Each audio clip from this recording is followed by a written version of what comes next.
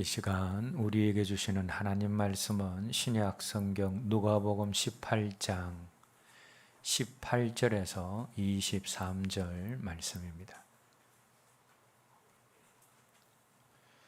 한 목소리로 함께 읽겠습니다. 어떤 관리가 물어 이르되 선한 선생님이여 내가 무엇을 하여야 영생을 얻으리이까? 예수께서 이르시되 내가 어찌하여 나를 선하다 일컫느냐? 하나님 한 분 외에는 선한 이가 없느니라. 내가 계명을 아노니 간음하지 말라, 살인하지 말라, 도둑질하지 말라, 거짓 증언하지 말라, 내 부모를 공경하라 하였느니라. 여짜오되 이것은 내가 어려서부터 다 지켰나이다. 예수께서 이 말을 들으시고 이르시되 내게 아직도 한 가지 부족한 것이 있으니 내게 있는 것을 다 팔아 가난한 자들에게 나눠주라. 그러면 하늘에서 내게 보화가 있으리라. 그리고 와서 나를 따르라 하시니 그 사람이 큰 부자이므로 이 말씀을 듣고 심히 근심하더라. 아멘. 한 부자 관리가 예수님께 나와서 예수님 어떻게 하면 영생을 얻을 수 있습니까? 하면서 영생에 대한 질문을 하게 되어집니다. 그 질문을 받으신 주님께서 먼저 10계명 속에 있는 계명들을 언급하시면서 율법의 준수 여부를 그 부자 관리에게 물으셨습니다. 그러자 이 부자 관리가 그 율법들은, 그 계명들은 제가 어려서부터 다 지켰습니다 라고 자신만만하게 대답을 합니다. 그러자 우리 주님께서 그럼에도 불구하고 내게 아직도 한 가지 부족한 것이 있다라고 말씀하셨습니다. 자, 그런데 여러분, 여기에서 부자 관리에게 내게 한 가지 부족한 것이 있다라고 했을 때 그 한 가지는 사실적으로 한 가지가 아닙니다. 우리 주님이 이 부자 관리가 다른 것은 다 잘하고 정말 딱 한 가지가 부족해서 한 가지가 부족하다 그렇게 말씀하신 것은 아닙니다. 왜냐하면 오늘 본문을 잠시만 들여다봐도 이 부자 청년에게, 부자 관리에게 발견되어지는 그런 부족한 점이 많이 있기 때문입니다. 먼저 이 부자 관리에게는 명예욕이 있었습니다. 예수님 당시 사람들 사이에는 자신의 명예를 높일 수 있는 명예계임이라고 불리는 것이 있었습니다. 이 명예계임은 보통 대중들 앞에서 질문하고 또 그 질문에 답하는 것으로 이루어지는데, 농부면 농사에 대해서, 또 목수는 목수에 대해서, 종교인들은 종교에 대해서 자신이 하고 있는 일과 맡은 분야에 대한 지식을 가지고 있어야 하는데, 언제 어디서 누가 자신의 일에 대해서 묻는다 하더라도 막힘없이 대답을 잘 함으로 주변에 있는 사람들로부터 명예를 얻게 되는 것, 이것이 명예계임입니다. 그런데 이 명예계임에는 양면성이 있습니다. 예를 들어서 질문자의 대답에 잘 대답을 하면 그 대답한 사람의 명예가 올라가는 것이고, 또 만약 대답을 잘 하지 못하면 그 대답해야 되는 사람이 수치를 안게 되는 것이고, 그러면 반대로 질문을 한 질문자가 명예를 얻게 되는 것입니다.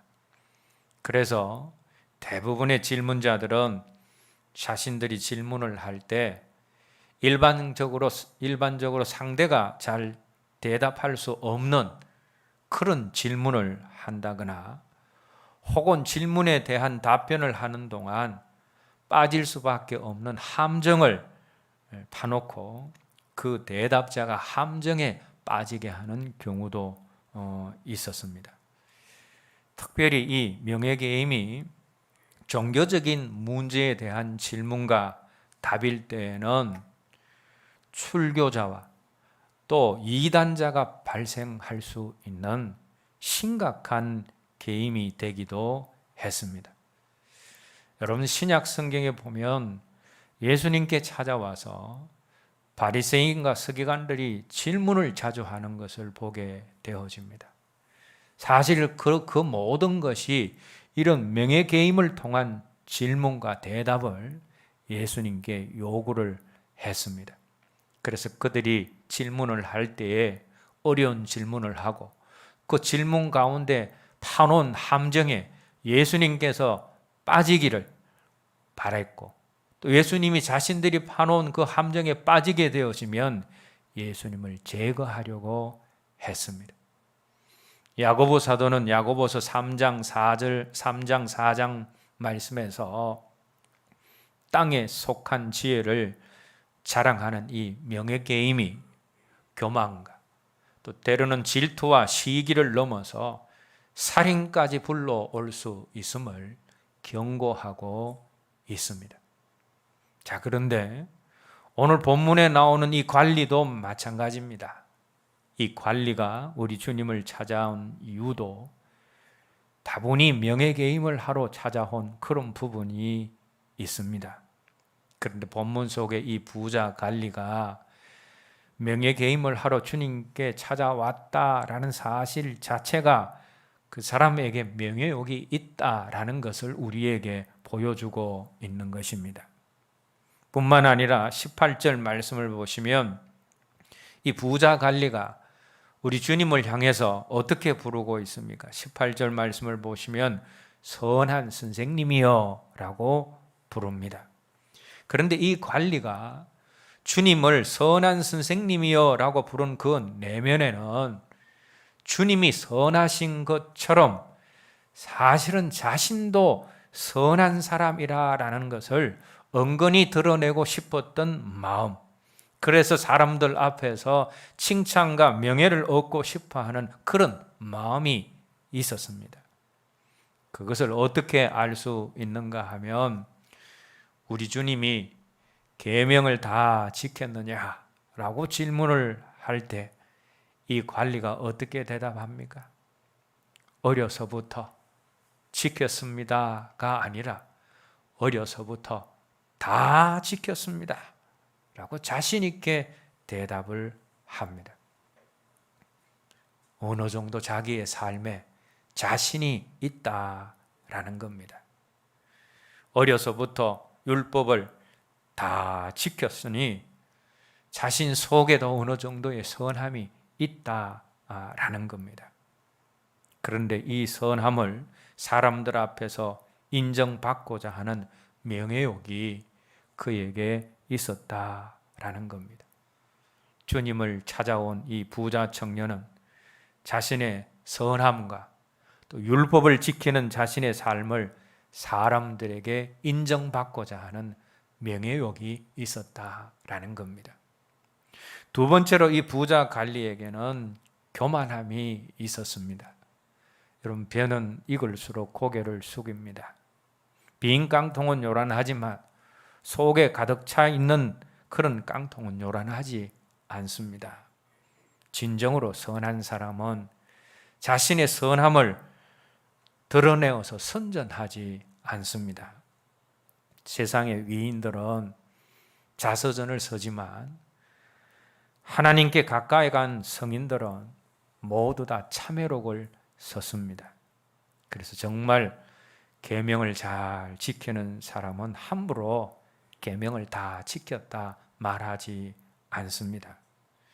우리 예수님께서 이 부자 관리에게 계명을 온전히 지켰느냐라고 질문을 했을 때 이 관리가 정말 최선을 다해서 계명을 지키는 사람이라면 자신 있게 내가 계명을 다 지켰습니다, 그렇게 할 수가 없습니다. 최선을 다하려고 하고 있지만 아직도 부족합니다. 이런 겸손한 고백이 진정으로 계명을 지키는 사람들의 고백입니다. 그런데도 이 관리는 어떻게 말합니까?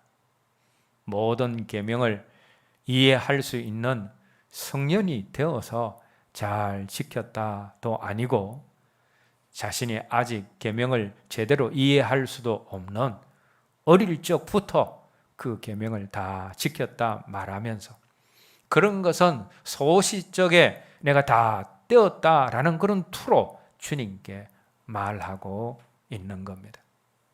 이런 관리의 모습은 관리 속에 있는 교만의 모습을 우리에게 보여주고 있습니다. 그런데 주님은 자신이 선하다고 하는 이 관리에게 일침을 놓으시는 말씀을 하십니다. 그것이 본문 19절 말씀에 나오는데 19절 말씀 읽겠습니다. 예수께서 이르시되 내가 어찌하여 나를 선하다 일컫느냐 하나님 한 분 외에는 선한 이가 없느니라. 예수님께 선한 선생님이여 하고 다가온 이 관리에게 주님은 선한 이는 오직 하나님 한 분밖에 없다라는 대답을 하셨습니다. 그런데 여러분, 주님이 왜 이런 대답을 하셨습니까? 정말 주님이 말씀하신 것처럼 하나님만 선하시고 주님 자신은 선하지 않으시다라는 그런 말씀입니까? 그렇지 않습니다. 하나님도 선하시지만 우리 주님도 분명히 선한 분입니다. 왜냐하면 주님과 하나님은 동일하신 분이시기 때문입니다. 그래서 선한 이는 오직 하나님 한 분밖에 없다라는 이 말씀은 주님 자신이 선하지 않다라는 말씀이 아니고 하나님이 선하시고 자신도 선하시지만 그러나 너는 결코 선하지 않다라는 것을 못 박는 말씀입니다. 여러분, 하나님의 절대적인 선의 기준 앞에서 이 세상에 어떤 사람도 선함을 내세울 수가 없습니다. 지난 주일 오후 예배 때 라이놀드 리버 목사님의 말을 제가 인용을 했습니다. 세상은 선과 악의 대결장이 아니다. 세상은 악과 그보다 덜한 악의 대결장이다. 인간 사회에서는 선이 있을 수 없고 악이 있고 그보다 덜한 악이 있을 뿐이다 라고 했습니다. 상황과 형편에 따라 우리가 조금 더 악하고 조금 덜 악한 자로 존재하는 것이지 절대로 선한 자로 존재하지 않는다라는 말씀입니다. 왜냐하면 사람은 태어나면서부터 죄인으로 태어나고 죄인으로 살아가기 때문입니다. 이 땅의 모든 인간은 죄인입니다. 그래서 인간 가운데 선한 자는 없는 겁니다. 그래서 성경은 모든 사람이 죄를 범하였으며 하나님의 영광에 이르지 못하더니 라고 표현하고 있는 것입니다. 뿐만 아니라 성경은 선줄로 아는 자는 넘어질까 조심하라 라고 했습니다. 그러므로 나는 이만하면 되었다. 나는 이 정도면 괜찮다. 내 삶은 이 정도면 선하다 라고 생각하고 말하는 사람은 교만한 사람이다 라는 겁니다. 진정으로 겸손한 사람은 최선을 다하고도 늘 부족함을 고백하는 사람이기 때문입니다. 마태복음 25장에 양과 염소의 비유가 나옵니다. 이 비유에서 양은 복을 받게 되어지는 겸손한 사람을 의미하고 염소는 저주를 받게 되어지는 교만한 사람을 의미합니다. 그런데 이 양과 염소의 특징이 각각 무엇입니까? 양은 자신이 행한 선한 일을 잘 기억하지 못하지만 염소는 자신이 행한 선한 일을 너무나 잘 기억하고 있다라는 겁니다. 여러분, 양은 왜 자신이 행한 선한 일을 기억하지 못하고 염소는 왜 자신이 행한 선한 일을 잘 기억을 합니까?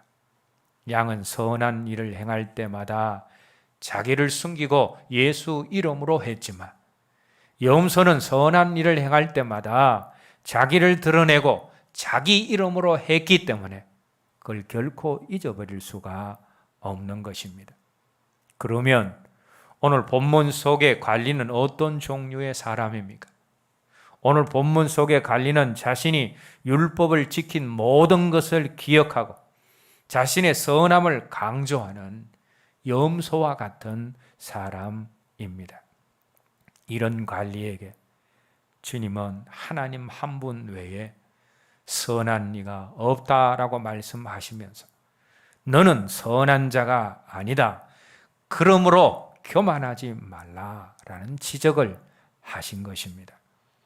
오늘 본문 속에 나오는 이 부자 관리는 나는 이만하면 선한 사람이다 라는 교만에 빠져 있는 사람입니다. 자, 명예에 대한 욕심도 있고 또 교만도 가지고 있습니다. 그런데 부자 관리가 이 두 가지의 부족하고 연약함 그런 부분만 가지고 있는 것이 아닙니다. 세 번째로 이 부자 관리에게는 물질에 대한 집착과 매임이 있었습니다. 그것이 이제 오늘 말씀에 본문 22절 말씀에 나오는데 22절 말씀 함께 읽겠습니다.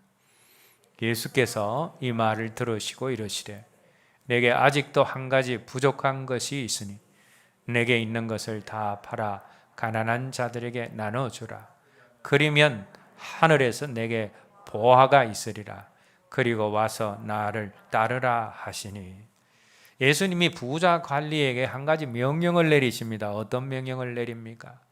내게 있는 것을 팔아 가난한 자들에게 나누어 주고 그리고 너는 나를 따르라 라는 명령을 하십니다. 그러자 이 부자 관리가 어떻게 주님의 말씀에 응답을 합니까? 23절 본문 말씀을 보시면 근심하여 갔다라고 말씀하고 있습니다. 그리고 이어서 주님께서 무슨 말씀을 하시는가 하면 오늘 읽지는 않았지만 24절 말씀을 보시면 재물이 있는 자는 하나님 나라에 들어가기 매우 어렵다라는 말씀을 하십니다. 그런데 우리가 여기서 오해하지 말아야 할 것은 재물이 있는 사람, 부자는 무조건 하나님 나라에 들어가기 어렵구나 그렇게 생각해서는 안 됩니다. 부자도 하나님 나라에 들어갈 수 있습니다. 예수님을 장례한 부자 아리마대 요셉도 구원을 얻고 하나님 나라에 들어갔습니다. 부자도 하나님 나라에 들어갈 수 있습니다.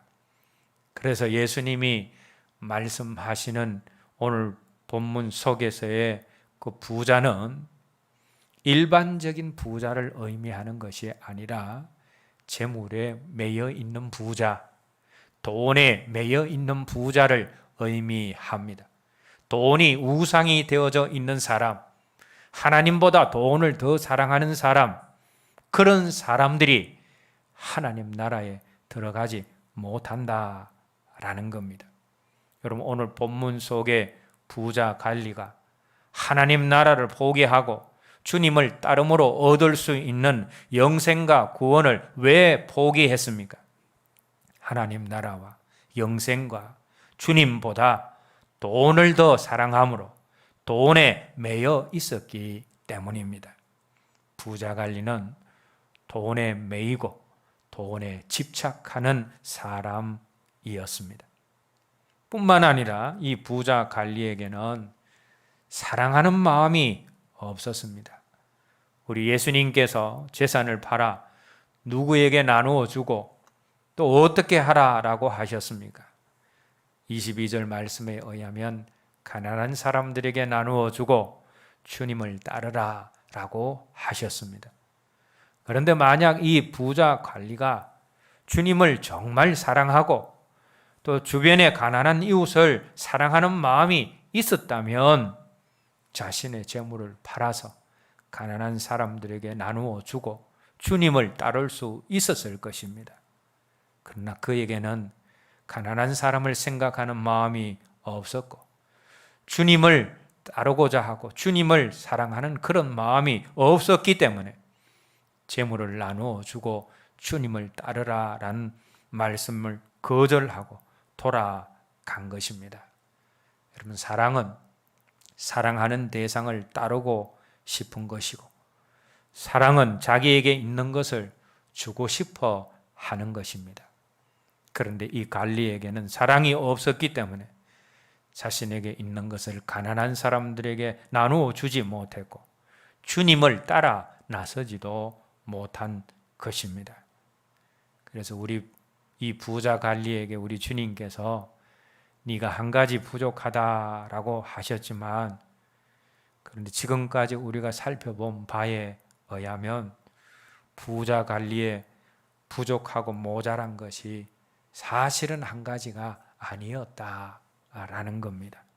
그런데 그럼에도 불구하고 주님이 왜 너에게 한 가지 부족하다라고 그렇게 우리 주님이 말씀하셨겠습니까? 이 관리에게 너에게 부족한 것이 너무 많다.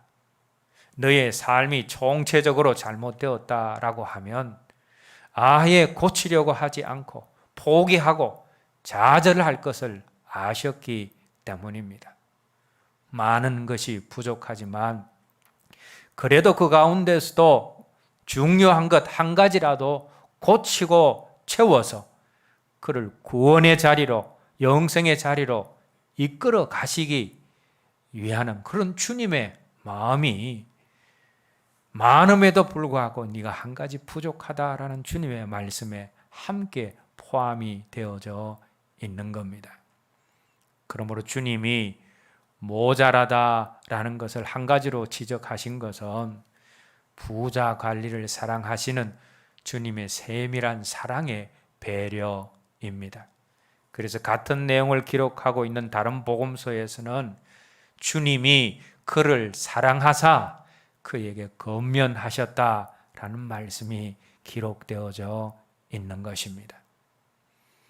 다 부족하고 모든 면에서 부족한데 그래도 한 가지라도 중요한 것 한 가지라도 고쳐서 주님을 따라오게 만들고 영생을 주시고자 하는 그런 주님의 사랑의 배려로 인하여서 네게 한 가지 부족하다라는 그런 말씀을 주님이 하셨다라는 겁니다. 자, 그런데 여기서 중요한 것은 이 부자 관리의 삶에 왜 이런 여러 가지 부족한 모습들이 나타났느냐라는 겁니다. 겉으로는 율법을 잘 준행하면서 신앙 좋은 사람처럼 그렇게 보이지만 왜 그가 욕심을 가지고 살고 왜 그가 교만하고 왜 그가 물질에 매이고 왜 사랑에 메마르고 부족한 삶을 살아가고 있었는가라는 것입니다. 그 이유는 다른 것이 아니라 부자 관리에게 표면적이 아니라 근원적으로 정말 한 가지 부족한 것이 있었기 때문입니다. 그것이 무엇인가 하면 바로 감사입니다. 여러분, 어떤 사람이 욕심에 사로잡힙니까? 감사가 없는 사람이 욕심에 사로잡힙니다. 명예욕, 권력욕, 물질욕, 기타 다른 욕심에 쉽게 사로잡히는 사람의 공통점이 무엇인가 하면 그들 속에 자족한 마음을 가지게 하는 감사가 없었기 때문이다 라는 겁니다. 여러분, 감사하는 사람은 자족하는 자리로 가게 되어집니다. 자족하는 사람은 욕심에 붙잡히는 삶을 살지 않습니다. 그래서 이 부자 관리가 명예욕 또 다른 욕심에 붙잡힌 것은 그의 삶에 진정한 감사가 없었기 때문이다 라는 겁니다. 교만도 마찬가지입니다. 부자 관리 속에 있는 이 교만. 교만, 어떤 사람이 교만합니까? 감사 없는 사람이 교만하기가 쉽습니다. 감사는 하나님을 바라보는 것이고, 하나님을 항상 바라보는 감사하는 사람은 자신 안에 있는 것을 보면서 교만한 자리로 가지 않습니다. 그래서 진정으로 감사하는 사람은 절대로 교만할래야 교만할 수가 없습니다. 어떤 것에 매이는 것도 마찬가지입니다. 왜 사람들이 자꾸 무언가에 매이는 삶을 살아갑니까? 왜 부모가 자녀에게 매여 자녀가 우상이 되어지고, 왜 은사에 매이고, 왜 돈에 매이고, 술이나 담배나 일과 쾌락에 매여 살아갑니까? 그리고 이 매임이 왜 집착으로 나아가고 심지어는 중독으로까지 나아가게 됩니까? 다른 이유가 아닙니다. 그 삶 속에 감사가 없고 상처가 있고 원망 불평이 있기 때문입니다. 원망 불평과 마음 안에 치유되지 않는 상처는 안 좋은 것에 우리를 자꾸 매이게 하고 집착하게 만듭니다. 그래서 무엇인가에 매여 있는 사람들을 가만히 살펴보면 대부분의 그 삶과 생각 속에 원망 불평과 아직 치유되지 않는 상처가 가득 차 있습니다. 그 상처와 원망 불평이 자꾸 다른 것에 집중하게 하고 집착하게 해서 그것에 매이게 만들어 버립니다. 상처와 원망 불평은 이렇게 우리를 매이게 하지만, 그러나 감사는 매이게 하는 것에서부터 자유케 합니다. 감사는 상처를, 매이게 하는 상처를 치유하고 매이게 하는 원망 불평을 밀어내는 그런 능력이기 때문입니다. 그리고 다른 사람을 사랑하고 주님을 사랑하는 삶도 마찬가지입니다. 사랑하자, 사랑하자, 구호를 외친다고 사랑하는 마음이 생기는 것이 아니라 마음에 감사가 있으면 사랑하는 마음이 저절로 생겨나게 되어집니다. 감사가 깊어지면 사랑이 되어지기 때문입니다. 사실 사랑은 쉬운 단어, 가벼운 단어가 아닙니다. 많이 어렵고 부담스러운 단어입니다. 여러분, 고린도전서 13장에 보면 사랑이 이런 것이다 라고 표현한 부분이 나옵니다. 그 사랑의 특성이 어떤 것입니까? 사랑은 오래 참고, 사랑은 온유하고, 시기하지 아니하고, 자랑하지 아니하고, 교만하지 아니하고, 무례히 행치 아니하고, 자기의 유익을 구치 아니하고, 성내지 아니하며, 악한 것을 생각하지 아니하고, 불의를 기뻐하지 아니하고, 진리를 기뻐하고, 모든 것을 참고, 모든 것을 믿고, 모든 것을 바라고, 모든 것을 견딘다라고 했습니다. 여러분, 이 고린도전서 13장에 열거되어져 있는 사랑의 특성을 볼 때 사랑이 결코 쉬운 것이 아니다. 사랑은 무거운 것이고 사랑은 어려운 것입니다. 그런데 이 사랑보다 그래도 가볍고 쉬운 단어가 뭐냐? 그게 감사입니다. 내가 어떤 사람에게 사랑합니다 라는 표현을 하기에는 참 힘이 듭니다. 그러나 감사합니다 라는 말은 우리 입술 속에서 쉽게 나옵니다. 사랑보다는 쉽고 가벼운, 또 하기 쉬운 것이 감사인데, 근데 감사를 지속적으로 하게 되어지면 어느덧 내가 사랑의 자리에 가 있다라는 겁니다.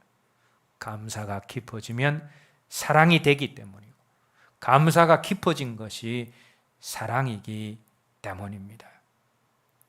삶 속에 이렇게 감사가 중요한데, 이 감사가 없으면 오늘 본문 속에 가는처럼 주님과 사람을 제대로 사랑하지 못하는 삶을 살고 욕심을 따라서 살게 되어지고 교만한 자리에 가게 되어지고 매이지 말아야 할 것에 자꾸 매이게 되는 자리로 가는 것입니다.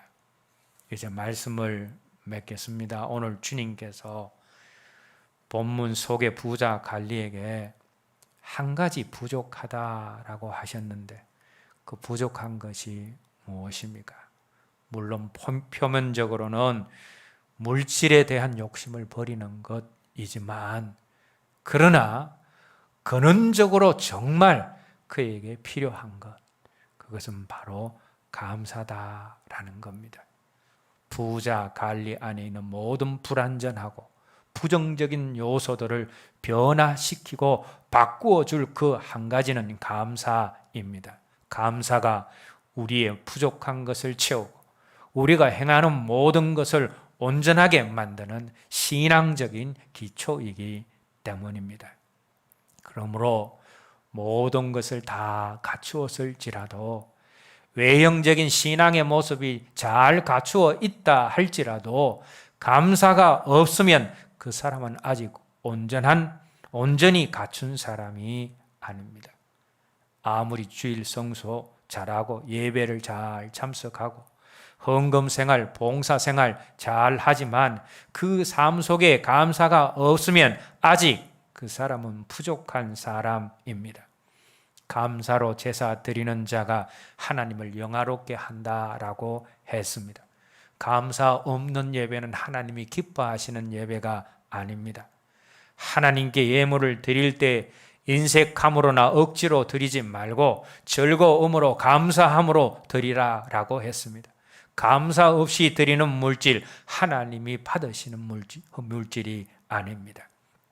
감사 없이 드리는 봉사, 하나님이 받으시지도 않고 기억하시지도 않습니다. 감사 없이 행하는 모든 종교 행위는 하나님이 감동하시지 않는 것이 되어집니다. 그래서 모든 행위를 다 한다 할지라도, 모든 것이 다 갖추어졌다 할지라도 감사가 빠지면 그 모든 것이 온전하지 못하게 되어집니다.